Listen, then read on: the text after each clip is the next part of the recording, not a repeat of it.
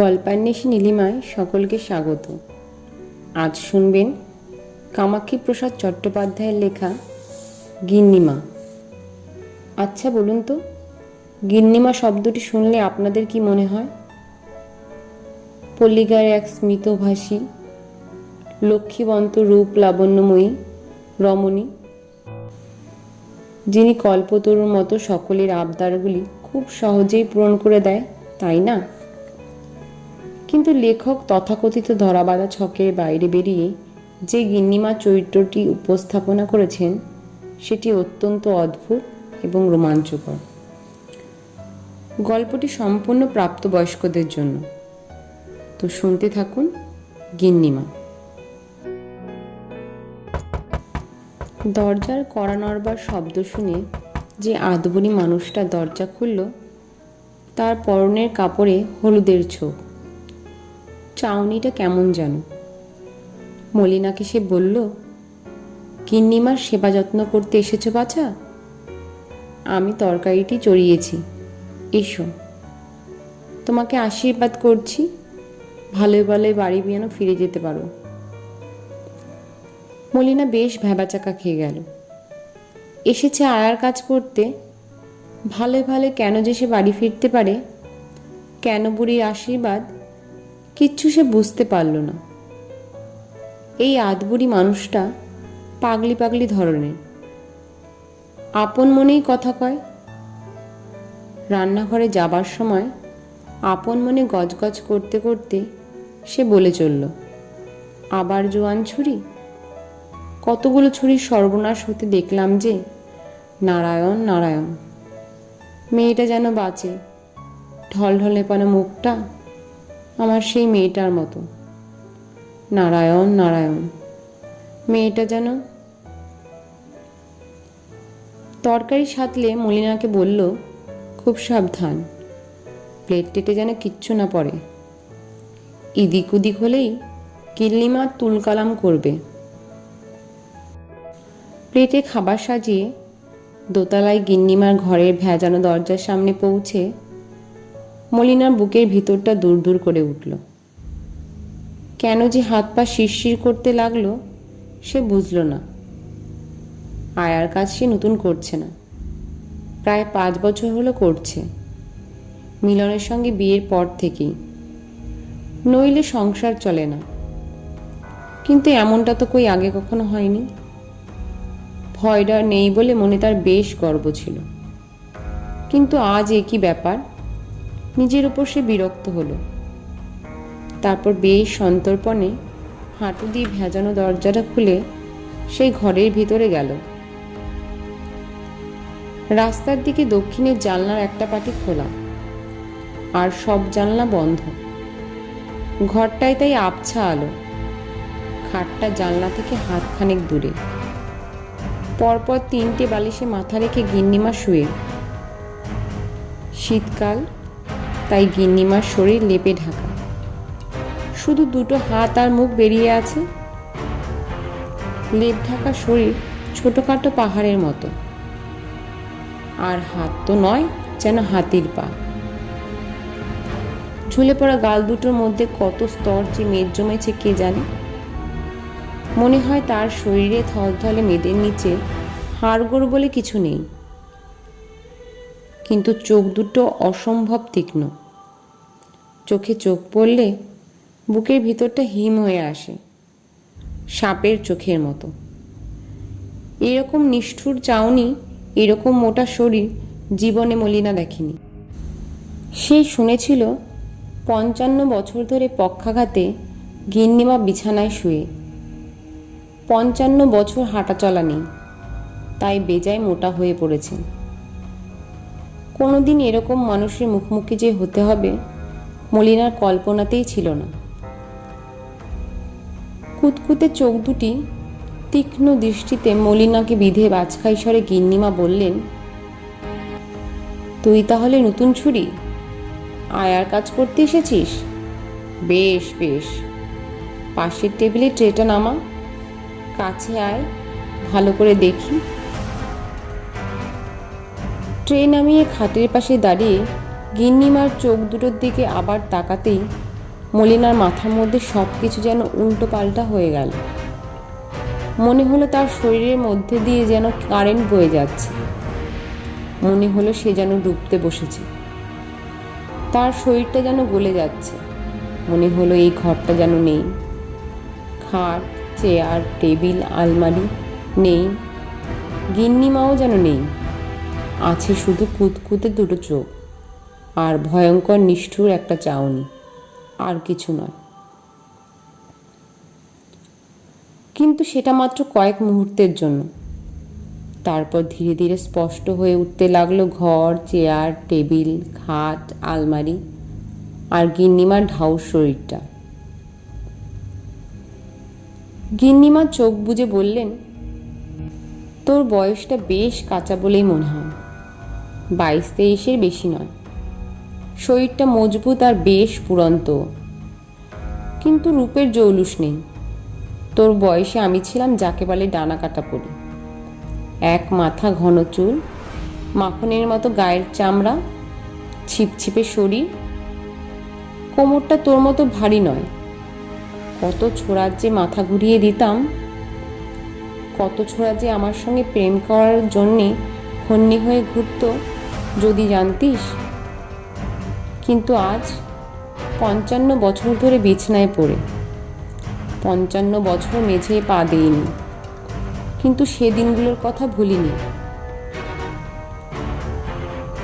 যখন রূপসী ছিলাম, যখন জোয়ান ছিলাম, যখন যৌবন ছিল।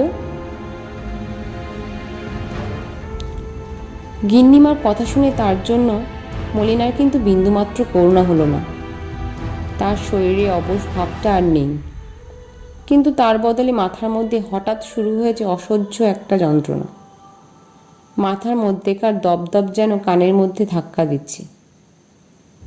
মলিনা তখন ঘর থেকে এক দৌড়ে একতলার রান্নাঘরে আধবুড়ি মানুষটার কাছে পালাতে পারলে বাঁচে। হঠাৎ সুর পাল্টে গিন্নিমা বলে উঠলেন, এই ছুরি, চবুথবু হয়ে দাঁড়িয়ে রইলি কেন? বালিশগুলো একটু উঁচু করে দে, নইলে খাবো কি করে? মলিনা মাথায় বালিশগুলো ঠিকঠাক করছে। এমন সময় গিন্নিমা আচমকা তার ডান হাতের কবজিটা চেপে ধরলেন। উফ! এই মেদবহুল থলথলে হাত দুটোর মধ্যে এমন প্রচণ্ড শক্তির কথা কে কল্পনা করতে পেরেছিল? গিন্নিমা ঠোঁটে একটা ধূর্ত হাসি ফুটে উঠল। তারপর অন্য হাত দিয়ে মলিনার প্রণয়িকা থেকে কাঁধ পর্যন্ত হাত বোলাতে লাগলেন। একবার আলতোভাবে চিমটি কাটলেন। হাত বোলাতে বোলাতে গিন্নিমা বলে চললেন, তুই ভেবেছিলি আমি একটা থলথলে বুড়ি? মোটেই নয়। শুধু খাবারে আমার তৃপ্তি নেই। জোয়ান বয়সে দিনগুলোর কথা একটুও ভুলিনি। জোয়ান বয়সে গা শিউরানো আয়েশগুলোর কথা। ভেবেছিস বুঝি ডাবকা ছুরি বলে একাই তুই সেগুলো ভোগ করবি, তাই না? তোর সিঁথিতে সিঁদুর, নিশ্চয়ই তাহলে বিয়ে হয়েছে? বরটা বেঁচে আছে? তোর বরের গল্প করে যা। ছোকরা লম্বা, জোয়ান। কীরকম জোয়ান? রোজ তোর সঙ্গে প্রেম করে? কবার করে প্রেম করে? খুব তাগড়া? খুব তাগড়া? বলে যা, বলে যা, বলে যা, কেমন করে প্রেম করে? কেমন করে প্রেম করে? মরিয়া হয়ে একটা ঝটকায় মলিনা তার হাত ছাড়িয়ে নিল। সঙ্গে সঙ্গে গিন্নিমার স্বর থেমে গেল। চোখের পাতা বুজে এলো। তারপর ফাঁকা চোখে তাকিয়ে টের দিকে থলথলে হাতটা তিনি বাড়ালেন।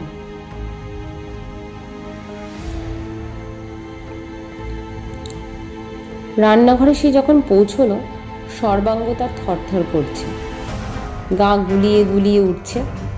কি ঘিনঘিনে মন, কি জঘন্য মন! তার ইচ্ছে করছিল সব কিছু আঁচড়ে আঁচড়ে ভাঙতে।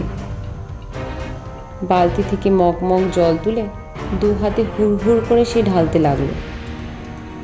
আধবুড়ি মানুষটা তার দিকে সামান্য অবাক হয়ে তাকিয়ে বলে চলল, এর মধ্যেই গিন্নিমার সঙ্গে খিটিমিটি বাঁধিয়েছ বাছা।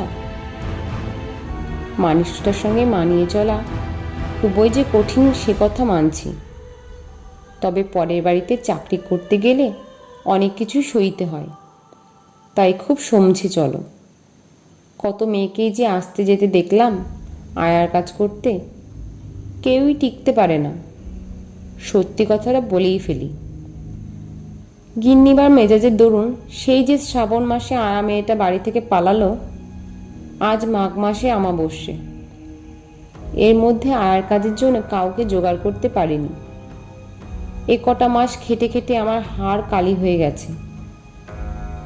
এর মধ্যে আমার মতো দুটো আধবুড়ি আয়ার জোগাড় করেছিলাম। গিন্নিমা তাদের দূর দূর করে তাড়ালো। আধবুড়ি আয়া গিন্নিমার দু চোখের বিষ। চায় জোয়ান জোয়ান ছুরি। রোজ রোজ কোথায় ছুরি ধরি বলো তো বাছা? আর ছুরিদের যেমন স্বভাব, কটা দিন কাটতে না কাটতেই গিন্নিমার ঘর থেকে বেরিয়ে তাকে নকল করতে শুরু করে দেয়। আমাকে গ্রাহ্যই করে না।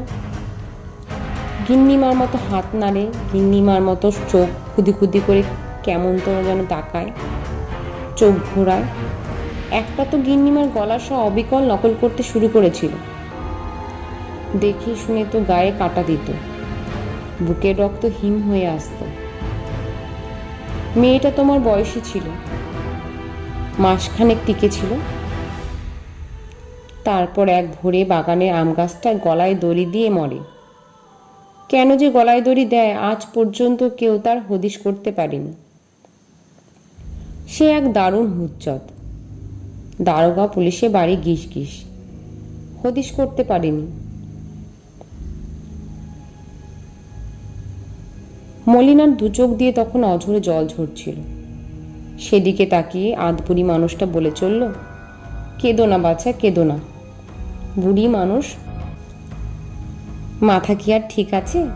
ভীমরতি ধরেছে যে, যা বলে তা কি আর ভেবে চিনতে বলে? তার কথায় কান দিও না, মুখটি বুঝে কাজ করে যেও। আর একটা কথা বাছা, ওইসব ধিঙ্গি চুরিদের মতো গিন্নিমাকে আড়ালে আবডালে কখনো ভেঙচি কেটো না। কিন্তু বেলা যত বাড়তে লাগলো, মলিনার মাথার যন্ত্রণাটাও বাড়তে লাগলো তত। তার সঙ্গে অন্যমনস্ক হয়ে উঠতে লাগলো।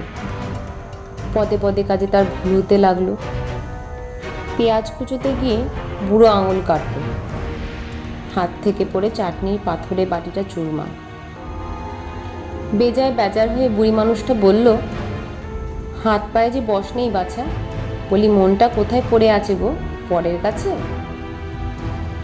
দুপুরের খাবার ট্রেতে সাজিয়ে মলিনা গিন্নিমার কাছে গেল। হাত পা তখন বেজায় কাঁপছে, গলা শুকিয়ে কাঠ, মাথায় অসহ্য যন্ত্রণা। কিন্তু গিন্নিমা তার দিকে ফিরেও তাকালেন না, একটি কথাও কইলেন না। মলিনা রান্নাঘরে ফিরে গেল, কাপা হাতে বাসনপত্র ধুলো, কোনো মতে নাকে মুখে কিছু গুজল, আর কেবল ভাবতে লাগলো 7:30 কখন বাজবে, কখন তার বরের ছুটি হবে, কারখানার ডিউটি সেরে মিলন তাকে কখন নিয়ে যেতে আসবে তার স্কুটারে। মাথাটা যেন ছিঁড়ে যাচ্ছে। মিলন, মিলন, কখন তুমি আসবে?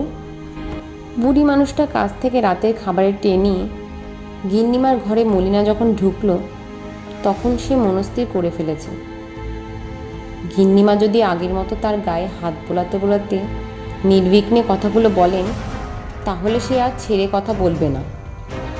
নখ দিয়ে ফালি ফালি করে ফেলবে থলথলে মুখটা, গেলে দেবে তার সাপের মতো ক্রূর চোখ দুটো। উফ, কিন্তু কি হয়েছে তার? এরকম ভাবনা কখনো তো তার মাথায় আসেনি। আর মাথায় তার এমন যন্ত্রণা আর তো কখনো হয়নি। কিন্তু কি আশ্চর্য, এবারও গিন্নিমা তার দিকে ফিরেও তাকালেন না, একটু কথাও কইলেন না। মলিনা রান্নাঘরে ফিরে কাচের বাসনগুলো ধুলো। তারপর নিজের মুখ হাত পরিষ্কার করে পুরনো হাত ব্যাগ থেকে সিঁদুরের কৌটো বার করে কপালে পড়ল বেশ বড়সড় লাল একটা টিপ। এমন সময় দরজার সামনে শোনা গেল মিলনের স্কুটারের চাপা হর্ন। স্কুটারে সে কারখানায় যাতায়াত করে, ঠিক ছিল ফিরতি পথে এসে হর্ন দেবে, তারপর মলিনাকে পিছনে বসে বাড়ি ফিরবে। এমন সময় আধবুড়ি মানুষটা গিন্নিমার ঘর থেকে রান্নাঘরে ফিরে মলিনাকে বলল, যাও বাছা, গিন্নিমার সঙ্গে দেখা করে যাও। গিন্নিমা বলে দিয়েছেন তোমার বর এসে গেছে দেখছি, তাকে গিয়ে বলছি 2 মিনিট সবুর করতে। অসহায় চোখে বুড়ি মানুষটার দিকে তাকিয়ে মলিনা আবার গেল দোতলায় গিন্নিমার ঘরে। গলায় মধু ঢেলে গিন্নিমা বললেন, তোর বর এসে গেছে তাই না? জানলা দিয়ে তাকে স্কুটারে বসে অধৈর্য হয়ে হর্ন দিতে দেখছি। মলিনা বলল, হ্যাঁ গিন্নিমা। আবার গলায় মধু ঢেলে গিন্নিমা বললেন, বেশ বেশ, বাড়ি যাবি বই কি? বরের স্কুটারের পেছনে বসে তাকে সাপটে ধরে, তোকে আর ধরে রাখবো না, এবার আমি ঘুমবো, শুধু যাবার আগে মাথার তলা থেকে একটা বালিশ সরিয়ে দিয়ে যা। তখনই মলিনার সাবধান হওয়া উচিত ছিল ঘর থেকে দৌড়ে পালানো, উচিত ছিল সেই সর্বনেশে হাত দুটো নাগালের মধ্যে না যাওয়া। কিন্তু গিন্নিমার মধুচড়া স্বরে তার মনটা খানিকটা ভিজেছিল। বিছানার কাছে গিয়ে গিন্নিমার মাথার তলা থেকে একটা বালিশে সরালো, আর বিদ্যুতের মতো সেই সাঁড়াশির শক্ত একটা হাত বজ্র মুঠোয় মলিনার একটা কবজি ধরে তাকে নিজের কাছে টেনে আনল। মলিনার গলা তখন শুকিয়ে কাঠ, যন্ত্রণায় মাথাটা যেন ছিঁড়ে যাচ্ছে। আর গিন্নিমা সাপের মতো হিস হিস করে বলে চললেন, নাড়ে ছুরি, স্কুটারের পেছনে বসে বরকে সাপটে ধরে তোর আর বাড়ি ফেরা হবে না। জোয়ান বরটার সঙ্গে জীবনে আর রাতভর আয়েশ করে শিউরে শিউরে উঠে প্রেম করা হবে না। বরটা তোর কোনোদিন টেরও পাবে না সে কথা। তুই যে আর মলিনা নোস। কি করে জানবি তোর তাগড়া বর? ভাববে তার জোয়ান ছুরি ডাবকা বউ আরো জোয়ান হয়েছে, কি খুশি সে হবে। মনে হলো গিন্নিমা যেন কথা কইছে না, কথা কইছে সাপের মতো তার ক্রূর চোখ দুটো। দেখতে দেখতে ঘরের আবছা আলো আরো আবছা হয়ে উঠল। সেই ক্রূর চোখ দুটো কয়লা খাদকের মতো নিকষ কালো হয়ে গেল, কালো আর গভীর। তারপর দুটো চোখ যেন এক হয়ে গিয়ে অমাবস্যা রাত হলো, আর মলিনা সেখানে ডুবতে লাগলো। ঘরটা বেজায় স্তব্ধ। মলিনার মাথার মধ্যে আর যন্ত্রণা নেই, সর্বাঙ্গে শুধু একটা ঝিমঝিম অবসাদ। সেই অবসাদ ক্রমশ ছড়িয়ে পড়ল তার উরুতে, তার পায়ের গোছে। পা দুটো তার কি মোটা হয়ে গেছে, লেপের তলায় ছড়িয়ে রয়েছে, সারা নেই কোনো পায়েই। নিজেকে দেখতে লাগলো মলিনা। বিছানা ছেড়ে সে উঠল, কোমরের কষি আট করল, ঠিকঠাক করে নিল তার আঁচল। বড় আয়নায় নিজেকে দেখে মুখ টিপে হাসল, তারপর দরজা খুলে বেরিয়ে গেল। তারপর শুনতে পেল সিঁড়িতে তার চটি পড়া পায়ের চটপট শব্দ। এই প্রথম সে টের পেল 55 বছর ধরে সে হাঁটেনি, জীবনে আর কোনোদিন সে হাঁটতে পারবে না। দুটো হাত তার নিষ্পিস করতে লাগল। কি আশ্চর্য, হাত দুটো তার কি আশ্চর্য ক্ষমতা। জানলা দিয়ে সে দেখল মিলনের স্কুটারের পেছনের সিটে বসে তাকে সে সাপটে ধরেছে। মিলনের গলা তার কানে এলো, এত দেরি কেন? নিজের স্বর সে শুনতে পেল। গিন্নিমার মাথার বালিশটা সরাতে রেখেছিলেন।